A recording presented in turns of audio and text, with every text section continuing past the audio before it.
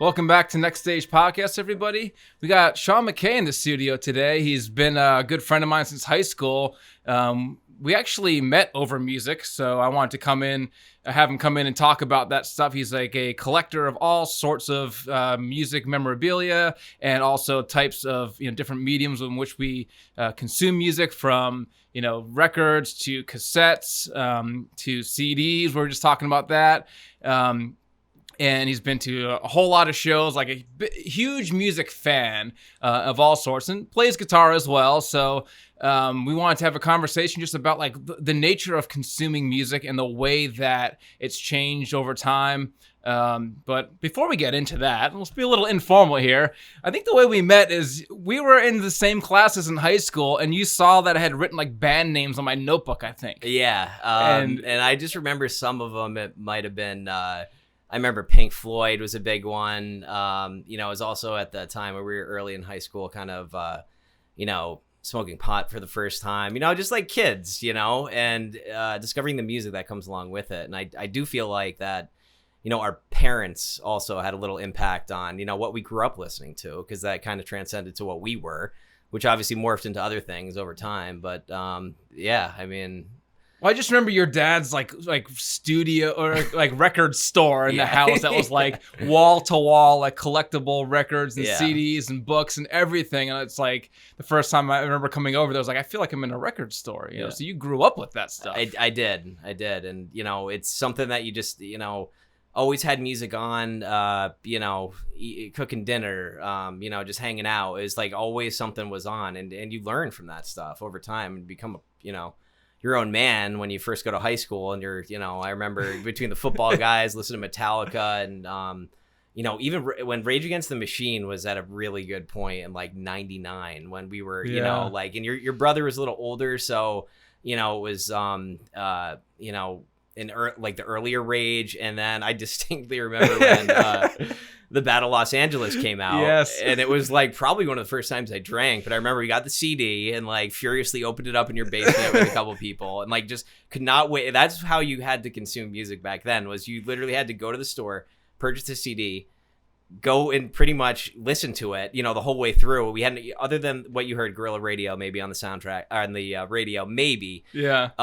But at a certain point, you had to sit and like listen to the whole album, which to me doesn't exist anymore. As much as I love Spotify's grown on me a lot, and I listen to it all the time. But there's something to be said about having to sit, and just like our parents, I should say, with had to sit down and listen to a whole record. It's kind of the same. I mean, we were talking about skipping to songs, which obviously we all did and listened to certain songs a million times. But what a memory listening to that for the first time and just having my fucking mind blown by that record. Well, that's cool that like when there's an experience where you remember like that physical CD and we had to open it up and put it on. And I think we probably listened to it like 5 times all the way through that night. Oh my God. I think it was Absolute Citron we were drinking. Yeah. Like, wow. Yeah, it was. One of my friend's older brothers like dropped it off in the window or something like that. And I'm like, eating Halloween candy to cover the smell. Yeah. Playing like a Dreamcast, I think it was. Yeah. But something about that, like that music, that album is still like ingrained in your memory as something that like was an event at the time. Yeah, totally. And I feel like that it was like that when a CD or record dropped on a certain date, you knew it was coming months in advance. And it was just like the band might have put out maybe one single on the radio that you'd have. That's all you had though. And think about how many bangers are on Battle Los Angeles, where, like I said, we might have heard Guerrilla Radio maybe.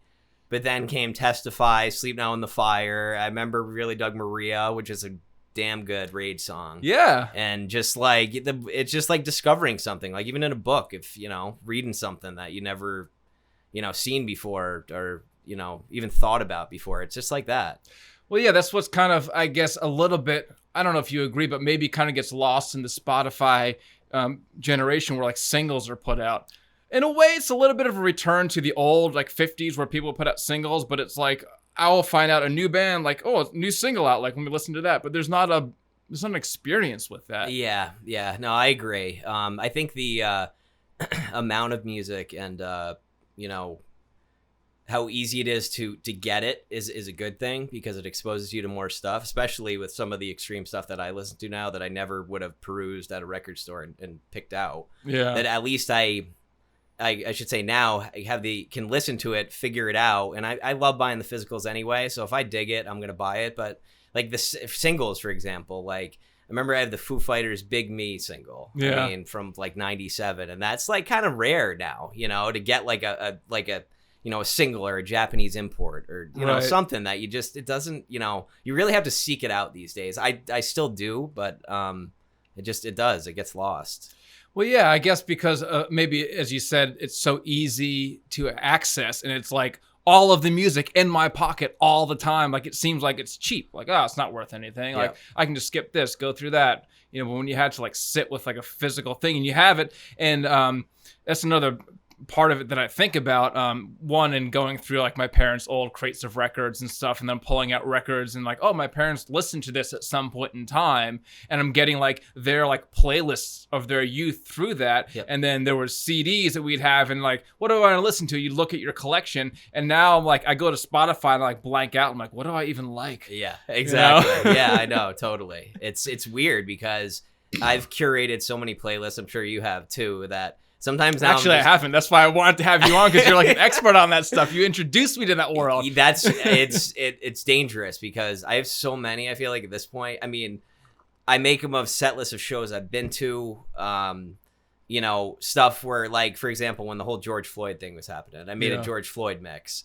That's just like political songs, you know. Yeah, where's Rage when we need them? And they can't tour. I know. Like, of all things, the band we need the most. I know. And somebody reminded me last week that I had a floor ticket to Rage. I was seeing him a couple nights in MSG, and I had a floor ticket to Rage on like a random Thursday night, and somebody was like, you know, you were supposed to be at Rage on the floor tonight, right? And I'm like, fuck, man. Like, what a buzzkill, you know? Way like, to rub it in. But I will be seeing them in 2021, 2 shows, have tickets. Those are, you know, I got back, I guess, some of the money, because it's just like, what the hell is going to happen?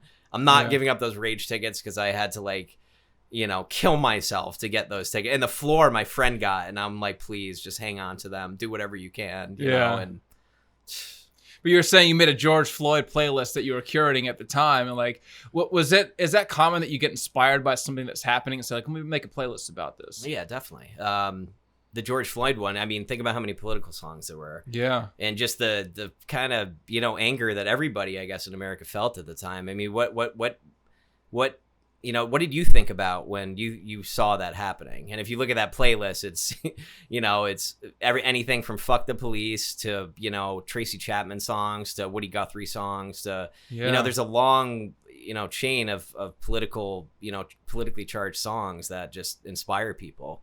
And that's why I love making playlists for it too. You know, at the same time, like, oh, I just make a lot of these playlists, but, you know, that one, and it's really, you know, a good and bad thing, but Spotify is even like, hey, you like Fuck the Police, you like the Woody Guthrie song, you might like this one too. And I know it, and I'm like, you know what? That is an awesome song. Like, I might need to throw this on. All of a sudden, I'm, you know, 50 songs deep on a George Floyd playlist, and I listen to it, and I just want to, like, punch a wall, or, you know, like, riot or something. I don't know.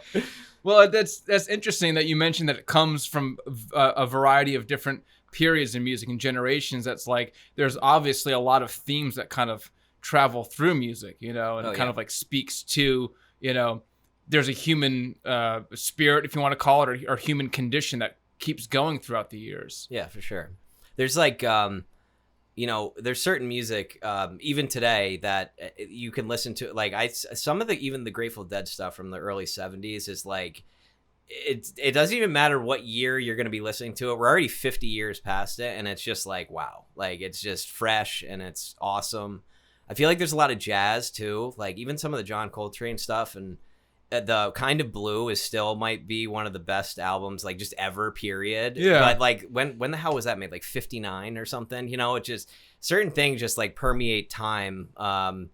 You know, again, at least you could still listen to it, I guess, on Spotify, but putting on Kind of Blue on a record and just listening to it the whole way through, which I do sometimes on Sunday mornings, because it's like a good Sunday morning album that's just amazing. Yeah. You know, that it's just, it's awesome. So do you think there's a better experience when you put on a physical album that it's going to play to its completion and you don't have a chance to skip? 100%. Yeah, 100%. I feel like to fully experience an album, you do have to listen to it the whole way through. If that's on a streaming format, that's fine too. I'm not knocking that. But the fact that you can't change it, have to sit and listen to it is one thing. And also records sound better. I mean, that's just a fact. So if you have a good amp, a good system, a good record player, you know, with a strong needle, that shit's gonna pop when you listen to it. Period. You know, and I you know, again, I listen to CDs, cassettes at home too, but vinyl just sounds better. Period. Especially some of the, you know, I have some original presses that I brought today. But what'd you bring along with? Yeah, I have. You want to get into these now, or you know what? Sure. I brought some original presses, but I was gonna say that the these 180 gram reissues, you know, like kind of like the heavy vinyl. What does that mean? It's like a thicker, like more solid, like. Yeah, it's thicker. It's just more quality, and like something from the 70s. If you have a record, which is great, and especially if it's a good press, it's even worth more money. But the sound might pop, and it might sound kind of shitty.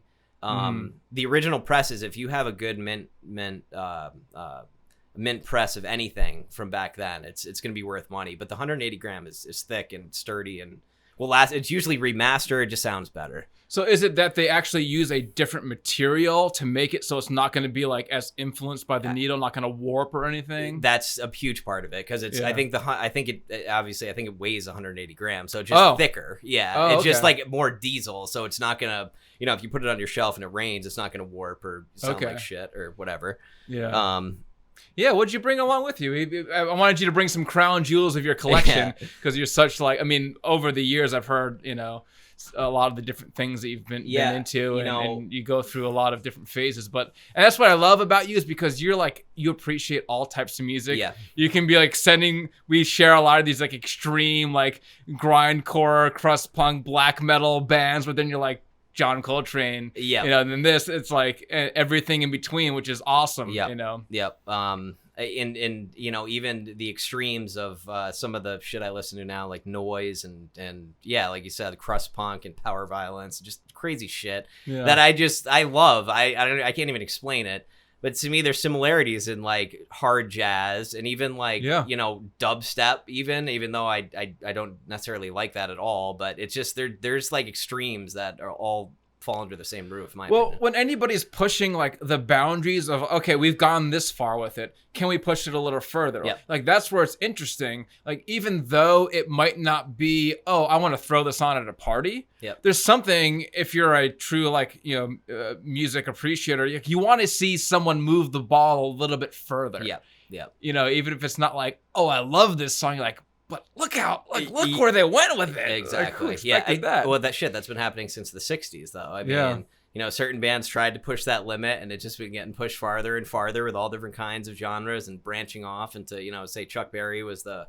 you know, the seed, and then it was the Beatles and the Stones, and then the Clash and that, and then you could build the branch out, and I think we're still building that. Yeah. Also, it's amazing about music because it keeps influencing itself. You know? Oh yeah. Because you have like the sort of bubblegum pop version of psychedelia that was going on in the 60s. That was a rub off. But then you have like the 13th Floor Elevators, which is like very different psychedelic than like sure.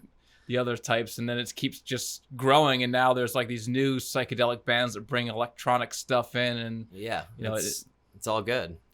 So what you got here, man? All right. So I got well, all right. I brought a Fish Farmhouse. Actually. Now, are these like personal favorites, or because you like the pressing, or because you think it's just a good product? Why did you bring these ones? I'll explain. Okay. Sorry.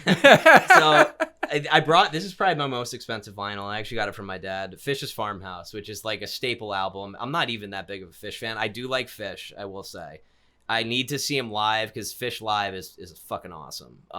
If I don't see him live, I kind of lose like interest in him. But I was on Discogs, you know, the site where you can log in your collection, and you could see how much stuff's worth. No, I didn't know that. What is this? It's a kind of like an online archive database. Yeah, and actually they have an app. It's Discogs, discogs.com, and I my whole collection's in there. I've actually sell a lot of shit in there, and you could scan barcodes, kind of see how much stuff's worth, and you know, etc. So you actually have a barcode scanner that you can use? No, well, you can just use your phone. If it's an app. Yeah, it's just an app. So you and a lot of record stores have kind of transferred to this because of COVID. Yeah. Now they sell stuff through that app, Discogs, and it has everything. One of my buddies turned me on to it maybe 2 or 3 years ago, and now my entire collection's on it. Like I said, I could sell stuff on it. It's kind of like collector's database, and you could see they have every press on Discogs. So like, if Fish put out Farmhouse, which they haven't, last year, if you're buying the original press, it's obviously worth much more than the 180 gram that might have been reissued. Got it. So this is an original press? This is an original press. Like I said, my dad gave this to me, God bless, and it's probably worth like $500 or $600. The original press of Farmhouse, because in vinyl there was a dead zone area where like between 99 and 2003 nobody was buying vinyl. 0 people were buying vinyl. My dad always just bought vinyl. He just always went to Rosa. It was just a thing. He always bought vinyl, and he has it. And like, I'm sure he listened to Farmhouse once maybe in his life. So it just kind of, he bought it. You know how his library was. So he used to sit there. Extensive, man. I brought this because the original press is just like so rare and so many people want it that like, and it's also an awesome fucking album. And I kind of remember it from just like the last year of high school, and like, I don't really listen to a ton of Fish, but like if I ever listen to a Fish album, it's Farmhouse for sure. And that's why I brought this one, because it's a we'll put that one in the safe space. yeah, that's a really good vinyl. This one, well, I've told you, a metal band I love, ISIS, is oh yeah, Alan, who was on, was a huge ISIS fan. He went to see their reunion little benefit. I can't believe that's awesome. I would have loved to go on to that. But they have one of my favorite metal bands by far, but I have all their vinyl. I have their Japanese stuff. I have so much of their stuff. And they have 5 live releases, and one of them came out, I think this is volume 3. And I got this from Athens, Greece, and it's a green press. There's only 100 made. Again, because this, actually green vinyl, or I mean green because of the green cover? Green vinyl. Oh yeah, wow! I believe. See, it's like like a like translucent green. Yeah, and it's just they have a landmark album called Oceanic, and they play it in its entirety. And this is a live. It's a live recording of them playing Oceanic in its entirety. I think in London. This is at, and this press is so rare that it was one of those things where I had to have it. It was just beyond the I just had to have it, and it was only in Europe, and there's only a few out there, and I just spent a lot of money and was like, you know what, and this is such a prized possession of mine, so I felt like I had to share that with you. Yeah, man. Well, that's kind of like the wonderful thing about this stuff is because there's only so many, it's inherently valuable. Absolutely. And like, it's only going to, I would imagine, appreciate because people are going to have those, and maybe they get broken or scratched. They don't play as well. They listen to it too much. And if you've got a good one, like, it's only going to be better. Yeah, definitely.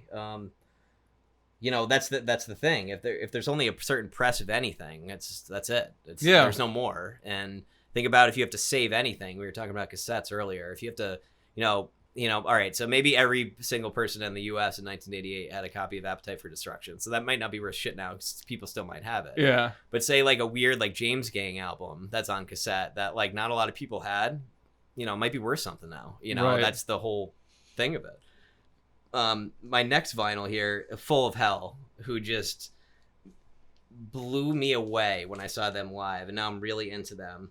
I got a limited print. So is this the band you told me you saw open for another band? Like you were going to see somebody else and they opened? Yeah, Cattle Decapitation was the headliner. It was actually, it was a really good bill, surprisingly, but it was Full of Hell was probably the second band. Author and Punisher, who's just one dude on this huge fucking drone machine playing this wild shit. He actually opened for Tool recently, their entire Europe and Australian tour. It's just this one dude, because I guess what's his name, Adam Jones, the guitarist, loves this dude. And it's, if you listen to Author and Punisher, it's just one dude making noises on this like machine. It's awesome. It's like industrial. So it was Author and Punisher, Full of Hell, Cattle's Atheist, who's amazing. Yes, and you turned me on to Atheist. Atheist is awesome. Not a lot of people know about them. They're like, it's weird because they're like kind of older now. They were like in their 30s in the early 90s, so now they're just like old. Playing the shit they do is just like damn.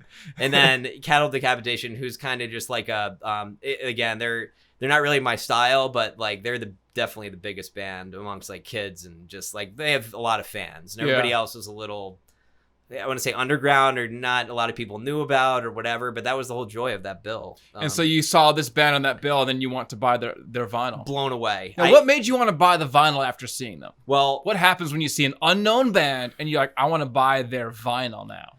So with them, they played their set. It was probably not even 25 minutes, maybe less, because it's grindcore. It's noise. It's just, I didn't even know how to explain it. Yeah. It was like, you don't even know when to clap when they finish, because you're just like, what the fuck did I just witness? You're looking on stage like just floored. I mean, I don't even know how to explain the feeling I felt after I said it. It's one of those bands, and they were like, they're kids. I mean, they're probably kids. They're probably 26, 27.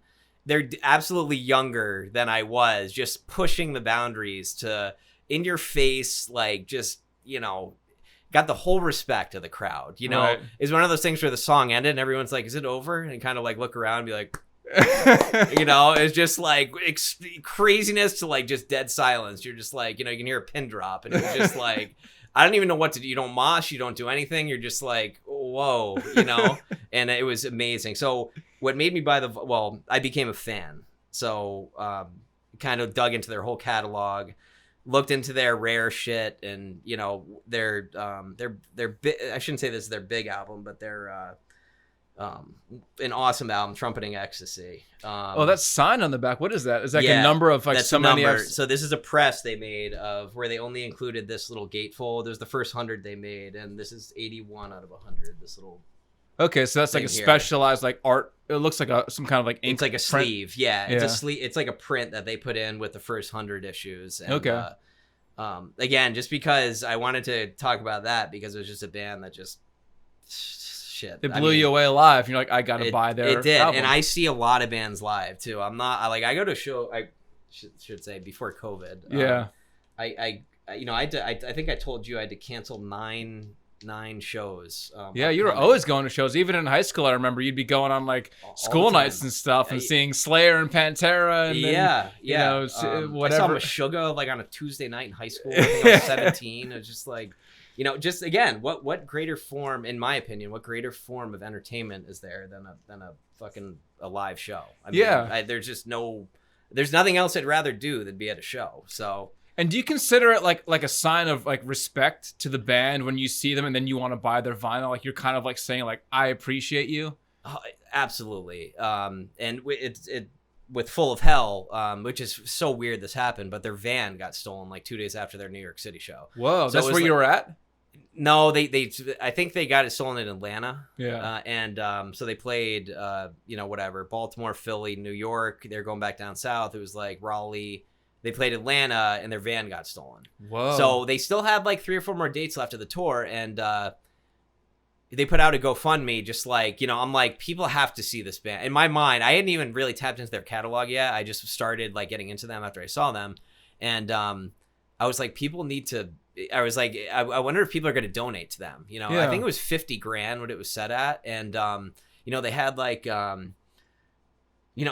all their shit, their whole van was gone. So their van, and these are another reason I love them is because they're a do-it-yourself band. So even though they're on a big label, they still are all doing their own shit, setting up their own stuff, which I really like respect in a band too, especially one that's on a stage with, like that kind of show where it's like, juggernauts of the underground metal world. They're doing it themselves.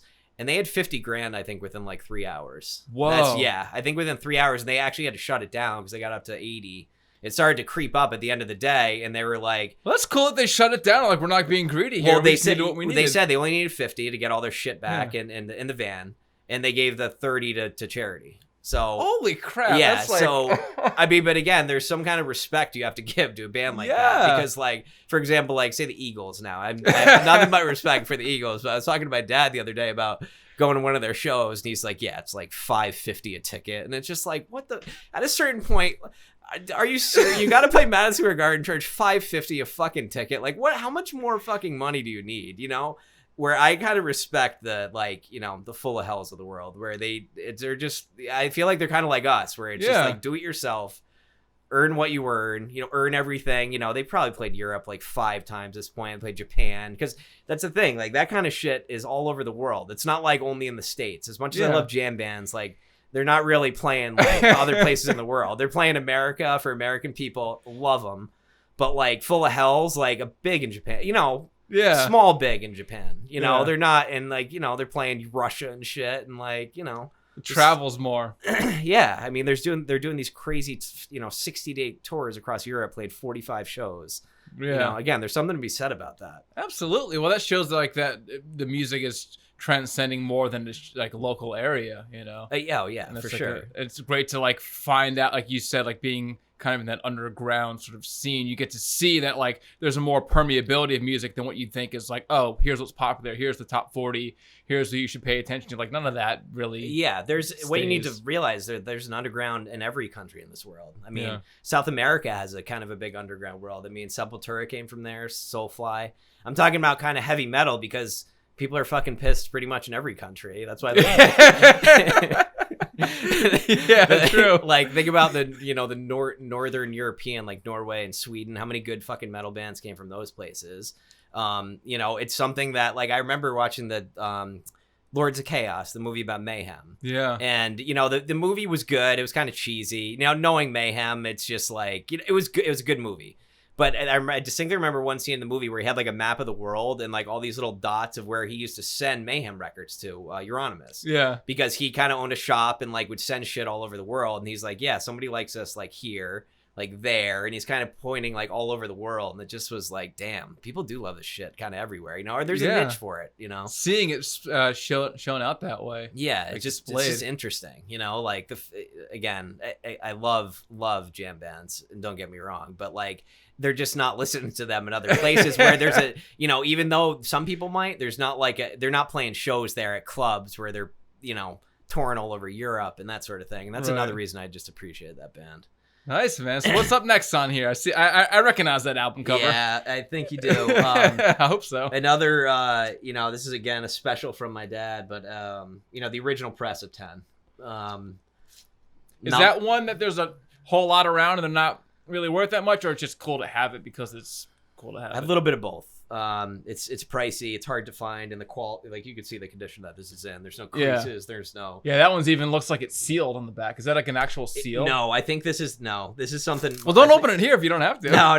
I what I don't want to do is so some of these have like even the seam is perfect on this, but this is rare to have it because obviously this album was played so much back in the early 90s. So a lot of them are played like worn out. Completely worn out. Especially because this wasn't like 99 like Farmhouse was like 2001. So you're saying that was when there was that bit of a dry spell of vinyls where people weren't really playing the hell out of them, but this was. This was. Yeah, because this is like, I mean, I don't even know how many times platinum this was. And this vinyl's worth a shitload of money. Especially with it has the inner sleeve with all the lyrics on it. Yeah. And usually, again, if you're playing it a lot, you're putting the record back in. You're folding that little thing, gets crumpled up. This thing, the inner sleeve's completely intact, which is very rare. So like, I would even call this mint. You mentioned the seam. Is that a thing in record collecting? Like the back seam? Yeah. See how there's no, like, it hasn't been smushed against a million records, and you can read Pearl Jam 10 right now. Yeah. It's not like creased. Yeah, creased. Yeah. Some of them probably get nicks on them and things. Again, this is a perfect copy, and Now, here's a weird thing you might know. I came across it when I was going through my parents' old records, and there were certain ones where they had like either the corner cut off or like a hole punched in them. Is that record companies marking them as used so you can't pretend it's new? Like what is that? There's a bunch of them that had like something like messed up with the cover, like intentionally. That's a really good question, but what I think it means it's either it's a promo record. Oh. It might be a promo or something that's the record company's property. I used to work when I was in college. I did a radio show for 2 hours. It changed throughout the 4 years, but I did a radio show since I was a freshman. And they all had, it was all promotional CDs and shit that it was all over the thing.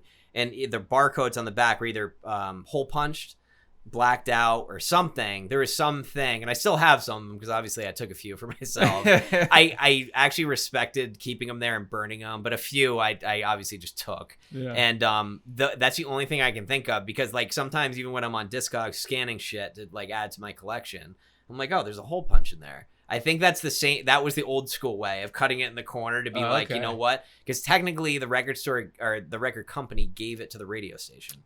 So it's their so that was property. a radio station copy. Yeah, so it's their property. It's not, nobody bought it. It's they're dispersing it for you to play it for the public. Got it. So they did something to just figure it so you couldn't go sell it. Yes. Oh. Yeah, exactly. Okay. That's my only That's guess. probably true. Yeah, I'm kind of sure that's like it was for that reason. Not like it came directly from a radio station, but like, well, it could be. I mean, there's a mix of records. Maybe it's not only my mom and dad's. Maybe an aunt or an uncle. Maybe somebody knew somebody who worked at a radio station, or they were buying them used. I don't know. Or they bought them used, or they won it, or something. You know, when back when the only way you can get music is like winning it on the radio or having to go to the store buying it. You know, hey, we're giving out fucking 250 ACD records now, and they clip the ends off all of them, and that's just the one they got, and it somehow made its way into like our parents' hand. You know, you never know. That's, I guess, what it could be. Another cool thing about the physical traveling of these, the medium, where it's something that goes through generations, and it's like, what's the story behind this thing? I know. So what you got next here? Okay, this is original press, one of my personal favorites of Rain and Blood by Slayer. Nice. Yeah. And it still has the old school. There wasn't before parental advisory. It was just says contains whatever. Language which may be unsuitable for some listeners. Yeah, no, that was nice way to put it. That's, I know, and if another thing, if you have that sticker still on it, also increases the value of it. Really? Because it's proof that it was that it was from. Well, again, they just don't produce these stickers anymore. Another thing that makes it valuable. Now, do people ever kind of like Frankenstein them, where they'll take an old case and put a new record in it? You know, I always would look at it if I was spending money on an original press. I mean, Discogs, it might have happened once or twice where I was just like, no, this isn't what I bought. Yeah. Can you see by like the etchings on it if it was like, does that tell you anything? Like sometimes the vinyl's like etched, around the circle. Like, how do you know if somebody took like a new pressing of it and put it in an old sleeve? Well, I'll show you. Cause so like this one, so this is because it's original pressing. It's Def Jam. This was on Def Jam Records, Rain and Blood, which is super weird because I think after this it was on American Records and probably like 5 different others. Been repressed a million times, but I have the one from '86, and if you look at the vinyl itself, say, you mean it just says Def Jam Records? It says Def Jam, okay, right in the middle. So you you need to, again, and see, there's a little stamp up here of the actual whenever it was stamped. There's a thing of that too on it. Okay. So yeah, and this was like, I think it was Rick Rubin's one of his like 3rd or 4th albums he ever produced, which is just crazy.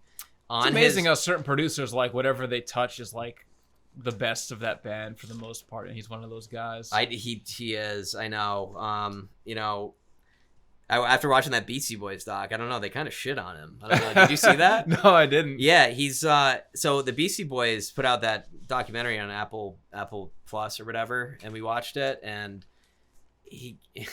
so License to Ill is such an awesome landmark album, but I guess he kind of like put the Beastie Boys out, like they didn't want to do what they were doing. They were kind of like the frat guys, the typical frat guys, party all the time, this, that, and the other thing, and they just obviously think about Hello Nasty compared to that, right? They were just moving on, and he was like, pump this out, sell 1 million records, and they made him like portrayed him like that in the documentary, which is strange. And that brings me to my next one, also a Rick Rubin produced record, is South of Heaven, original press as well. Nice. Yeah, this might be my favorite Slayer record, and again, these are just rare, so it's just like so nice to have, like just the original press of it. It just sounds awesome. It's like putting it on when it came out, and this one in 87, I think. 88. Okay, so this one came out in 88, and just dropping the needle on this, and I couldn't imagine listening to this in 88. Just like connecting back to like when there was nothing heavier. Yeah, just leaps and bounds beyond anything that just, and to get an original press of it, this cost me a pretty penny too. Both that one and this one, but just so worth it. And I'll listen to these forever too. Yeah. Now, do you have to take like special care when you're listening to rare or expensive vinyls? Like, do you change the needle in between or things so you're not like wearing the grooves out, or is it not really that delicate? No, it's not that delicate. I mean, at least the ones I own. My dad has ones that might be worth, a lot of money that I don't really, I would never mess with, probably even put to a needle. But the original press, of course, I'm just going to play them, and I I enjoy it. I take care of them. I'll clean them and, wipe them down and stuff. And, you got to preserve them. I mean, that's why there's so much value in them, Yeah. Yeah. And the last one I got here, this is just, the only reason I brought this is because I had just bought it, and it's just an awesome. Have you ever heard of Boris? No. What is this? Boris it's a Japanese. Dropping some new knowledge on me. Yeah, I like it. It's well, you know what? I said I'm going to bring a bunch of old stuff or stuff that I collected, valuable stuff. And I'm just going to be like, what's the most recent record I bought? And it's Boris, and now I'm called Pink. I think it's a 3-piece Japanese band. Yeah, it's a 3-piece Japanese band that's like noise, psychedelic. It's just crazy to me. And I got this press. I bought it on Discogs. I'm super upset because it was supposed to come with an acid tab sheet that was like a booklet. Yeah. And it said no insert, and I thought I wasn't getting like the little thing with the lyrics, and I got no acid tab book that was supposed to come with this. Like a blotter paper? Yeah. It was like a sheet of blotter. And wow, that's an interesting thing. Yeah, and I should have probably thought twice about it, but when I got it on Discogs, it said no insert, and it was kind of cheaper. But I've been digging this album on Spotify, and I was like, you know what, I gotta own the vinyl, and unfortunately, didn't come with that. Are they a newer band or? You know what? They've been around for a while. And I told you I was going to Psycho, Las Vegas, and they were kind of like an act that had a lot of buzz, or was getting buzz, that like people were excited was going to be there. And I kind of like checked them out. They have like a ton of albums actually, but yeah, they've been around for like a while, and it's strange. Again, I'm hitting those peaks of extreme and strange, and they're just one of them. Yeah. So this is your most recent acquisition. My most recent purchase, and I've listened to it a bunch of times. I had been listening to it, but this is it's special. It's good. It's really good. So, do you want to go through the cassettes, or is there a few? I mean, is it like a bunch of them? It's a bunch. So do you want to talk like a bit about like the whole playlist things and stuff like that? Yeah, I'll just go through a few. Okay. Just because I brought my little suitcase here. Yeah. This is very fancy. Do you like travel with this in your car too? Like this, where you like bring it to listen to? I do. I'm gonna bring out a few. I'm gonna show you a few that I really, really dig, and some that cost me a lot. Now, what's the allure of cassettes? As opposed to CD, as opposed to vinyl? Is it just because they're more rare, or is it like there's a certain? Well, it first came to me. Cassette, I brought the cassette the reason that I first wanted to even seek out a cassette player this day and age was they had a Master of Puppets box set for Metallica, and they had this cassette in it. It's a cassette from a show in 1986 in Sweden. All right? Oh, wow. So I was like, shit, I really want to listen to that cassette. How am I going to do it? And then that started me thinking. I started texting some of my friends. I was like, do you have a Walkman? Do you have something I can listen to it on? Because actually Cliff Burton's last show. Really? Yeah. Whoa. Yeah. So that's really... So he died in that, the bus crashed after the show. That was like in the middle of the night after the show. Whoa. Yeah. So I wanted to be like, again. Oh, wow. So this was part of it. That is like... The master box set was like a 4 vinyl, 12 CD, 2 DVD cassette box set with this just thrown into the middle of it. So I was like, I have to listen to this. So I ended up getting a Walkman, and then that started me thinking like, shit, these, a lot of these 80s bands who all they did was pretty much put out cassettes, like they have cassettes that I could listen to. Maybe it's rare stuff. Maybe it's this. Maybe it's that. And this is just awesome. So that gave you the bug of like because there's different things you're gonna get on cassette that don't exist elsewhere. Yeah, and it all started with that. Okay. It all started with that. And one other one that I want to show you. Cannibal Corpse. Known for their particularly tasteful and tame album covers. Yeah, you'll know by the title track, Hammer Smash Face. This is just an awesome cassette. It's a Metal Blade. So another reason I brought that was it's Metal Blade Records, and that is graphic. I'm not sure if I can show that. Yeah, because it's banned in a lot of countries. I can see why. Yeah, this one cost me a lot because it. Also, I love the album, but It came out, I think, in 1983, and there was really none of these made. There's probably less than 500 of these pressed, and again, it's just a good album, and it still has the metal blade right on the cassette, then still plays great. There's no skips, scratches, anything, or tape eaten, I should say. So that's like a warped mint copy, pretty much. Yep. And again, that kind of cost me a lot, and something that just not a lot of people have. And I was like, you know what? I do listen to it sometimes. So, yeah. Do you have to worry about like listening to cassettes, like if they're gonna get like twisted or anything messed up? Are they more delicate? It's more like the tape will the player will eat it. Yeah. So you have to put in like cleaner. You can clean the heads of it with like cassettes, or you can put stuff on the end of cassettes, and it kind of like cleans them out. But yeah, it'll eat it if it hasn't been played in a while. So you have to be like careful when you're using a cassette and that it's like being played right. Yes. I know, like once it's if that ribbon breaks, it's totally fucked. It's like even if a record has like a little scratch, you can still mostly listen to it all. Yeah. You can go over that part. If a cassette gets eaten, it's eaten and it's gone. Yeah. So I guess probably why they're more rare. Exactly, because I mean you kind of have to overplay it to get to that point, but which I'm not doing. I'm listening to cassettes, but not crazy amount. And think about it. If it eats a cassette, you pull it out, and it's just all the songs are just going away as you're ripping it out. So now to translate into like the playlist thing, because that was, when we recently reconnected and you're like, oh, we've been doing these playlist things. We're building these, playlists based on everyone submits, and then you vote on like your favorite one and all that. There's an interactive element, which I found really cool because it introduced me to a lot of new music. I'll just explain it real quick if anyone listening so they know.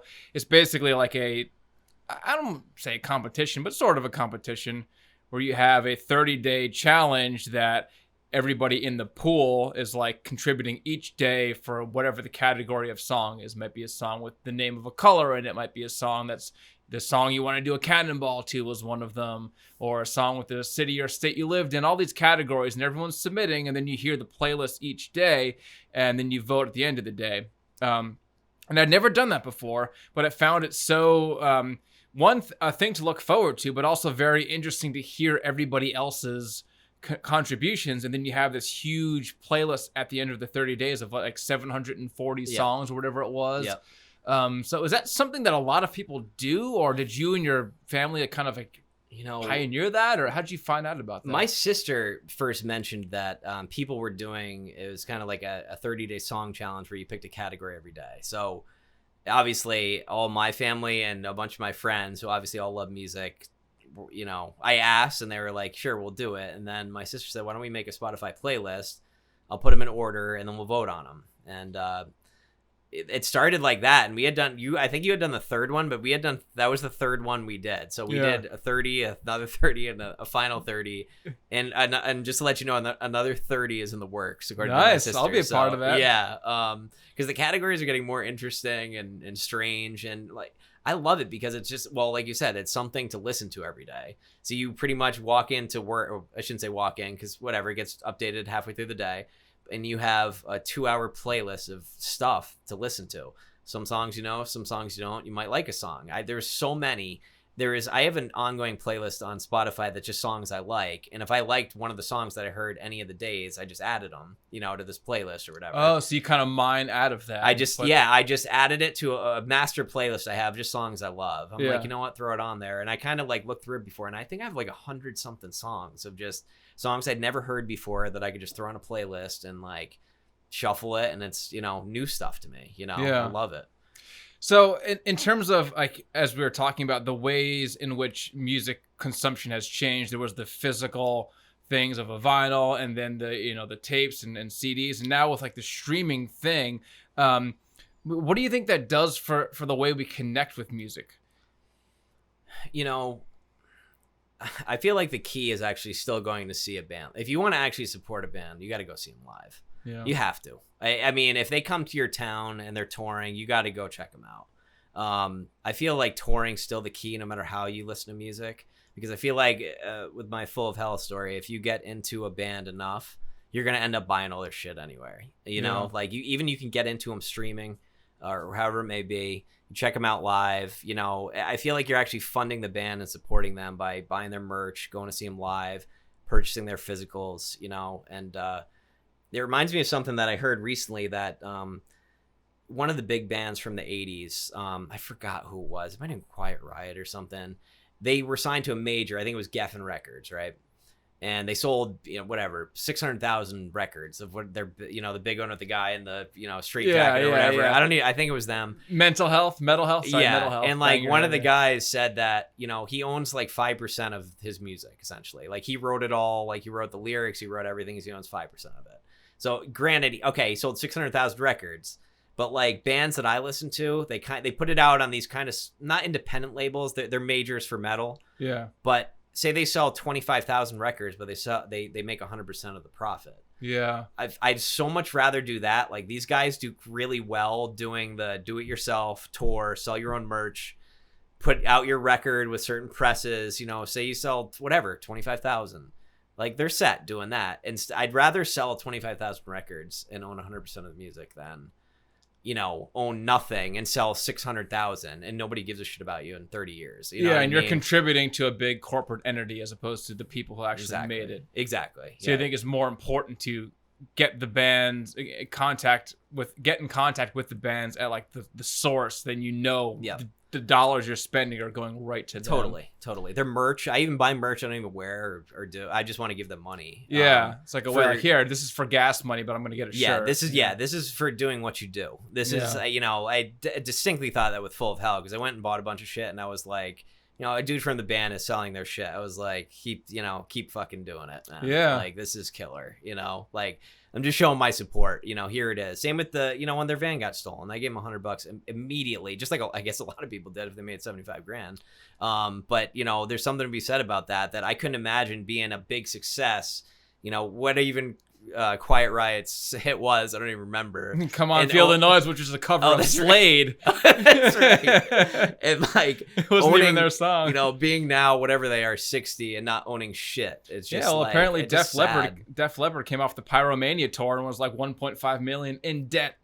Oh, wow. You know? Yeah, I can't. How? I mean, I guess it's like the fat just cats being chewed up and used. Yeah, exactly. So like for bands who want to like, you know, who are getting started and stuff and like want to connect with people, like what's a good way for a band to do that? I know you're into like a lot of varieties of music. Like what makes you want to, you know, be a fan of the band and pay for their stuff? Like what can a local band or a small stage band do that's going to be, you know, get to that? Well, first of all, it has to be like, it's old school, but the way a record executive used to go see them live, go see them play. You know, you can get a demo and you're gonna get one version of them, but even if you hear something like the demo, you do still have to see what they're all about live. Mm-hmm. You know, and it's something special about a live show. I mean, I've been to a million, and you've been to a lot too. That it just like, you know, the bands who are good, the bands who have the potential to be good, and the bands who are just fucking great. And there's like, you know, I've seen enough openers where some just fucking suck. Yeah. Some are really good. And like, I feel like that's the way to connect to people is making you feel like the way I did at that show, where it's just like floored me. And I'm just like, wow, you know, where some people aren't paying attention, some people are really into it. Like, but if you can captivate like an audience, that's something to say about. It's like a visceral reaction you get when you see a good band live. You're like, this is the shit. Yes. Like, I'm gonna be a fan of this band no matter what. Totally. Now, like, is that possible without live shows? Can we do that now? Like, when bands can't do this anymore, this whole thing that's happening, like, can bands still have a chance to connect, like, virtually, or is that still like, that sucks? Dude, I don't know. I don't know. I mean, until this shit passes, I don't know, because I don't know how bands are gonna survive in this. It sucks. I mean, let alone the venues. I mean, I've donated to that Save Our Stages thing because of all the venues that I love are like going under, and where the fuck are they gonna even play once bands do come back? You know, I don't know. I really hope so, because we did a show. We just went to a show, my first one since March in Richfield. We saw Grace Potter. Her solo acoustic, she's dope. You know, we had my mom used to follow her around, you know, early on. She's a big fan. She was awesome. Great. She was great and played, you know, it was kind of like a request hour, you know, it was just her and an acoustic guitar and the piano. She kind of went back and forth. And it was different though, because you're not together, you're kind of spaced apart. Yeah. There's people like 2 miles back, and you're kind of, it was strange. And I'm doing a drive-in show actually up here. We're going on September 8th to see Marcus King Band. He's playing Oh, wow. Morris. Jesse like that. Yeah. He's playing in Morris, Connecticut, and we're gonna go. But I heard that these drive-in shows, Grace Potter was even talking about it, that you listen to it, you sit in your car and listen to it on like a station because they have no PA system. Oh. So it's like strange because there's like a delay. So you're watching one thing, and then like, I kind of want to go outside the car and kind of party and have a few beers, and and it's just like we're going, but I don't know if you can have that same connection at a drive-in show with being actually at a concert. What the hell does this mean for music though? Like, is there any way it can survive? Like, can bands still make an impact, like, on the internet or virtually, or is that like totally? I mean, yeah, because people are still listening to music. I mean, no, of course they can. Yeah. They just got, and that's what I've heard from most bands. I actually listened to the podcast you have with Jake, and it sounds like everyone's still grinding, playing, writing. I mean, what else is there to do but that? I think he said, that's the name of the game. About getting discovered, I think that's going to take a live show personally, but I mean, you could still write, you could still make music. I mean, that's one thing you could do now. Yeah, and I guess there is the different experience of a live show versus when you put on an album with headphones, you're going to be hearing different things that you could never hear live. So maybe the nuance of the studio might be, Well, in these days too, say you dig a band, all right? Say, whatever band, you love them, you dig them.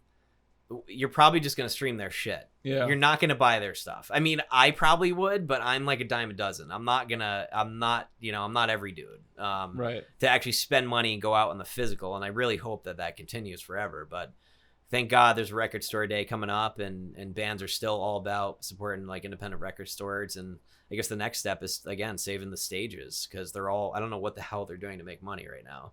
Yeah, it's a scary thing. Even the Toads, which is a shithole, but it's a landmark. Know, it's a place I've been to a million times.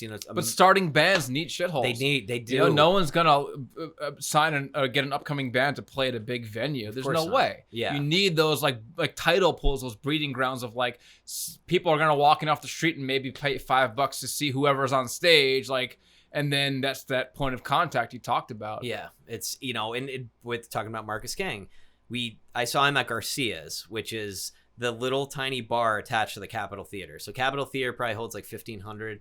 Garcia's is that little bar that holds like 200. And he was playing there one night, and we were like, yeah, he's kind of has buzz. He played Mountain Jam, I went with a friend, and it was fucking awesome.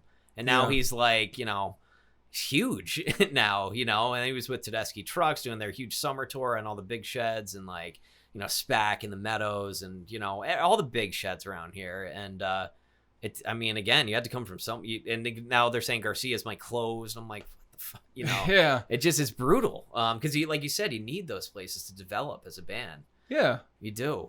And to get to people who are going to actually care about it in that way, like you said, you don't think most people are the way you are, but I'm sure the people who are that way, who want to see a band and connect and buy their stuff, like that's what makes these bands survive. As you said with the Full of Hell story, if it wasn't for their fans who have seen them live, they would have been SOL when their van got stolen. So like, that is so critical to keeping somebody afloat just enough to where they can pop through. Of course, yeah, I know, it's all about fan support. I don't know how the hell else bands do it. Like what again, until there's live shows, again, you gotta, that's how so that's when everything went to streaming, I was pissed initially because I'm such a physical guy. Yeah. So I was like, fuck everybody who's into streaming. I'm not into this. I don't like it.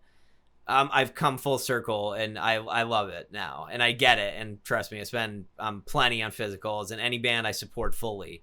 But it, you still kind of need to go out and see that, you know what I mean? You need to support them that way, because that's the only way they make money, is touring. Right. You have to make money some way, and it's not going to be just listening to their shit on Spotify, because I heard you make nothing. So no, it's just basically abysmal. You have to create a buzz and get people to come see you. That's the one good thing about streaming, is the only way you can make money is on the road. Right. That's what a lot of bands do now. They have to tour instead of just like, some like one hit wonder from whenever. could have just had that single and then they're just fishing in the dough for their whole career, just mailing it in. And like now it's like, no, you have to work and bust your ass. Again, not now, but eventually I think it'll all come around again. I mean, do you see a potential for more like smaller, like low-key DIY shows, or maybe people will do like house shows or like unusual venues like a VFW or some other alternate space that's not like a traditional venue? Definitely, because it's playing a field, like, I don't know. Definitely. I mean, as long as sound ordinances like are cool with that, I definitely think that's a possibility. Why not? I mean, one good thing is now that I live in Danbury, just Ives to get more shows there, because they've been like dead for like 2 or 3 years, and Ives is an awesome. They got the moat that's keeping everybody away, COVID-wise.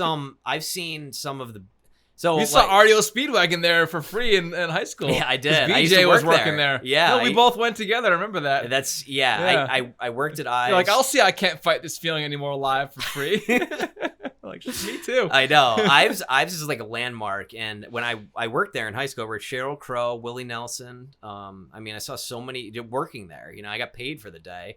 And I remember that's back at Ives, and you used to be able to bring your own like cooler full of like beers in. So obviously people would get hammered up on the thing. And we were, 16-year-old kids, and people would leave full bottles of wine, all their shit everywhere. And we'd just go around and pick them out of the fully stocked like trunk of our car to go home to. But in the meantime, I've seen Widespread Panic, I think 58 or 59 times. Whoa.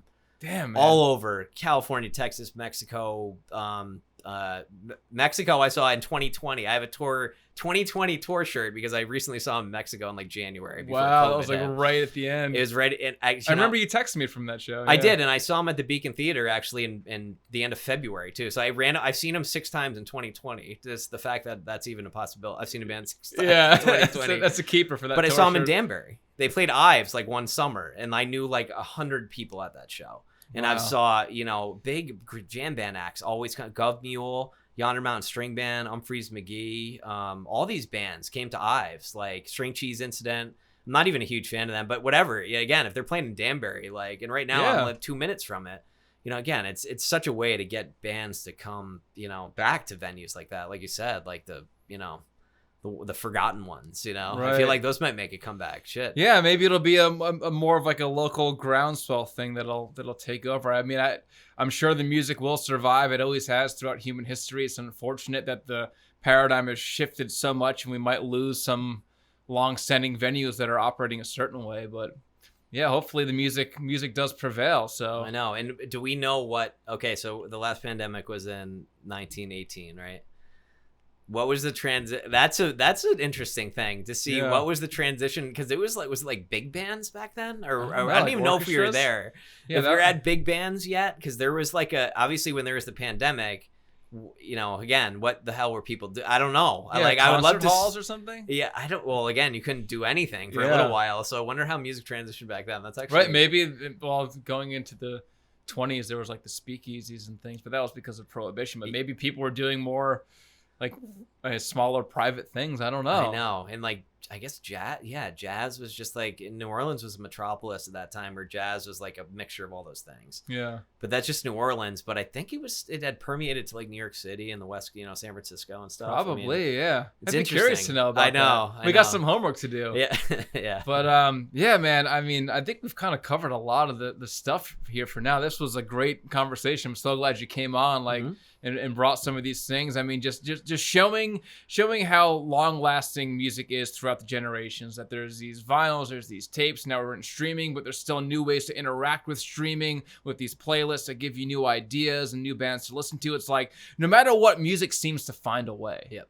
I think that's the hope we have to take for from sure. it. Yep. And it sucks that we can't see live bands, but like, I don't know, maybe some new thing will come out of it. I know. Well, we'll be back. Yeah. We'll be back. I mean, it just might not be that soon, but there'll be shows again. Yeah. The show must go on. Yeah. There we go. That's the way to end it. The show must go on. We got to end it. All right. Well, Sean, thank you for coming on. I really appreciate you coming up here. You. And this has been a great chat. I think we're going to have to do this again sometime. Okay. I'm in. This was we're just like scratching the surface here. Yeah, okay. But, thanks everybody for listening. We love you all. Talk to you soon. Bye.